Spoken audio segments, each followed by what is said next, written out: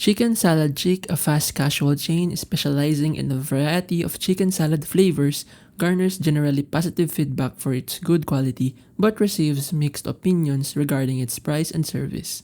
On TripAdvisor, many customers praise the fresh, flavorful chicken salads and the diversity of menu options such as the classic Carol and Fancy Nancy varieties. The atmosphere is described as welcoming, making it a great lunch spot for families and friends. However, some diners note that the portion sizes are small for the price, making the experience less satisfying overall. Yelp reviews echo similar sentiments, commending the creativity and taste of the dishes but criticizing inconsistent service, particularly during peak hours. On Reddit, locals in cities like Colombia appreciate its concept but suggest that it may be better suited for occasional visits rather than regular dining due to its relatively high cost for simple fare.